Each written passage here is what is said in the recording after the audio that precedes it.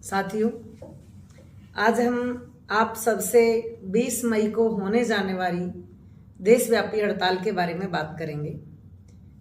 देश के अंदर काम करने वाले सभी मजदूर, anganwadi worker, helper, ASHA, mid day meal scheme worker, करोड़ों करोड़ों लोग इस बात को अच्छी तरह से समझ गए हैं कि 20 मई को जो हड़ताल हो रही है देशव्यापी, वो किन मांगों को लेकर हो रही है। क्योंकि अकेला CI2 ही नहीं, देश के अंदर बाकी मजदूर संगठनों में काम करने वाले ट्रेड यूनियन भी मिलके किसान मजदूर इस 20 मई की हड़ताल को सफल बनाने के लिए पूरे देश के अंदर एक आंदोलन चला हुआ है। All India federation of anganwadi worker and helper भी इसका एक मेजर पार्ट है। हम भी 20 मई को हड़ताल सफल करने के लिए पूरे देश के अंदर आंगनवाड़ी वर्कर हेल्पर अपनी जोरों से तैयारी कर रहे हैं। ये बात अकेली आंगनवाड़ी वर्कर हेल्पर की मांगों की नहीं है।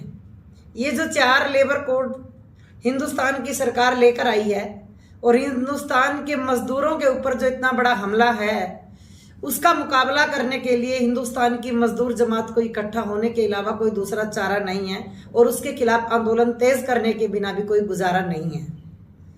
साथियों, जो मांगे हमने अंग्रेजों के जमानों में लड़के प्राप्त की, अपनी जान की कुर्बानियां देकर, बड़े बड़े आंदोलन करके, जेलों में जाकर के, डंडे खा करके, बड़े बड़े पुलिस मुकाबलों से भिड़ के, इतना बड़ा दमन के बावजूद हम अपने मांगे जो प्राप्त कर पाए, ये बीजेपी सरकार आने के बाद लगातार एक एक करके तो हम पे हमले कर ही रही थी। और ऊपर से सबसे बड़ा हमला जो ये 4 लेबर कोड का आया है, जिसमें हमारे 8 घंटे के काम को इन्होंने दरकिनार करके दोबारा बोल रहे हैं कि 12-12, 14-14 घंटे काम करेंगे और आपको किसी भी तरह का जो डबल दिया जाता था, जो एक्स्ट्रा वर्क दिया जाता था, जो एक्स्ट्रा चार्ज दिए जाते थे, उन सब पे हमला है लगातार।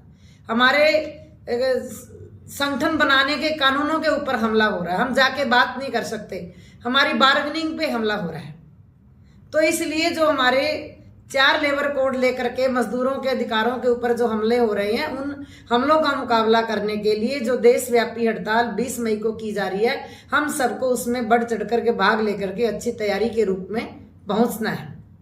देश के लाखों आंगनवाड़ी वर्कर हेल्पर भी इस आंदोलन में आने के लिए पूरी तैयारी कर रहे हैं। उनका अपना आंदोलन भी बड़ा जोरों पे है। जहां 4 लेबर कोड का सवाल है, वहां ICDS स्कीम के ऊपर भी बहुत बड़ा हमला है। उस हमले के दौरान एक नए नए बहाने लगा करके, नए नए नाम लेकर के आके लोगों के अंदर आंगनवाड़ी वर्कर को लगातार छवि खराब करने की भारत की सरकार कोशिश कर रही है कि गलतियां सरकार की हैं और आंगनवाड़ी वर्कर हेल्पर के ऊपर थोपने की तैयारी में चल रही है। हमारी जो मांग है कि हम लगातार 50 साल आंगनवाड़ी को काम करते हो गए, 50 साल की स्कीम के बाद भी ICDS को डिपार्टमेंट नहीं बनाया, किसी भी तरह का कोई पेंशन ग्रेच्युटी नहीं है, रेगुलर एम्प्लॉय बनाना तो दूर की बात है, न्यूनतम वेज देने को भी सरकार तैयार नहीं है। किसी भी राज्य में आंगनवाड़ी वर्कर हेल्पर को न्यूनतम वेज देने के लिए सरकार रेडी नहीं है। हमारी मांग है कि आंगनवाड़ी वर्कर हेल्पर को 26,000 कम से कम न्यूनतम वेज दिया जाए, 10,000 पेंशन दिया जाए। अप्रैल 2022 से ग्रेच्युटी का ऑर्डर आया सुप्रीम कोर्ट का कि आंगनवाड़ी वर्कर हेल्पर को ग्रेच्युटी दिया जाए, पर किसी भी राज्य की सरकार इस ग्रेच्युटी को देने के लिए और भारत की सरकार रेडी नहीं है। हर काम के लिए लड़ना पड़ता है, आंदोलन में जाना पड़ता है और 3 साल से अलग अलग राज्यों में लोग आंदोलन में जा भी रहे हैं, फिर भी बीजेपी सरकार के कान पे जू नहीं सरक रही है कि ये लोगों की सोशल सिक्योरिटी उनकी जिम्मेवारी है। सुप्रीम कोर्ट के फैसला आने के बाद भी उससे भाग रहे हैं। गुजरात के हाई कोर्ट ने आंगनवाड़ी वर्कर हेल्पर को सरकारी कर्मचारी करने का फैसला किया है। अगर कोई भी कोर्ट का फैसला हमारे खिलाफ आता है तो एक सुर में देश की सभी सरकारें बात करती हैं कि ये तो फलां कोर्ट ने फैसला दे दिया, आप पे लागू नहीं हो सकता।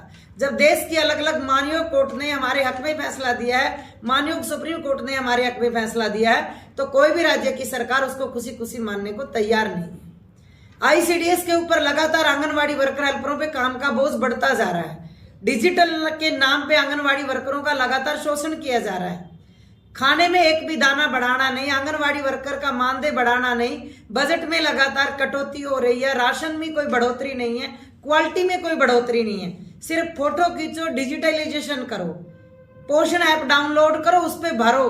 कोई स्टंट बच्चा नहीं आना चाहिए, बौना बच्चा कोई नहीं आना चाहिए, सैम मैम आपको दिखाने नहीं है। जैसे होंगे वैसे ही बच्चे आएंगे, फिर बोलते हैं कि रिपोर्ट गलत है, बच्चे कुपोषित ज्यादा दिखाई जा रहे हैं। असल में कुपोषित बच्चे इससे भी ज्यादा हैं। फोटो खींचने से किसी बच्चे का कुपोषण खत्म नहीं होगा। लगातार अगर बच्चे के पेट में कुछ जाएगा तभी बच्चे का कुपोषण खत्म होगा। अब एक KYC के नाम पे फेस FRS नाम की एक ऐप है जिसके ऊपर आप फेस आईडी के नाम पे अगर किसी को आपने फेस आईडी नहीं किया, आपने उसका KYC नहीं किया है तो आपको राशन नहीं दिया जाएगा। तो ये क्लियर है कि अगर आपको आंगनवाड़ी से 1 किलो आधा किलो राशन चाहिए तो पहले उस लाभपात्री को मोबाइल खरीदना पड़ेगा, उस मोबाइल को रिचार्ज करना पड़ेगा। और जो हमारे घरों पे काम करने वाली गरीब महिलाएं हैं, कोई खेत में काम करने जाती है, कोई कंस्ट्रक्शन वर्कर है, कोई नरेगा में काम करती है, कोई डोमेस्टिक वर्कर है, कोई फैक्ट्री मजदूर है, अलग अलग जगहों पे जो काम करने जाती हैं, तो वो काम छोड़ करके आंगनवाड़ी में फेस आईडी के लिए अगर वो आएगी तो उसके पास मोबाइल होना चाहिए ताकि वो OTP बता सके, तभी सरकार उसको देगी। अगर नहीं दोगा तो उसका राशन काट दिया जाएगा। सरकार जानबूझ के लाभपात्रियों को कम करने के लिए नए नए तरीके ढूंढ रही है। तो हमारी मांग ये है कि किसी को भी राइट टू फूड नियम के तहत भोजन से वंचित नहीं रखा जा सकता।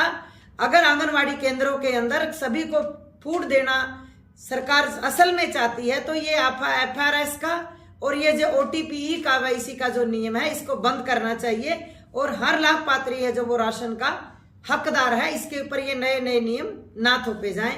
तो मेरी सभी साथियों से ये अपील है कि आने वाली 20 मई को सभी आंगनवाड़ी वर्कर हेल्पर अपनी 20 मई की हड़ताल को सफल बनाने के लिए सभी को अपने अपने प्लेटफार्म पे जिस जिस जगह पे उनको तय किया गया है ज्यादा से ज्यादा गिनती में आंदोलन में भाग लें और अपनी ताकत का प्रदर्शन करें और अपने अधिकारों की रक्षा करें। धन्यवाद साथी।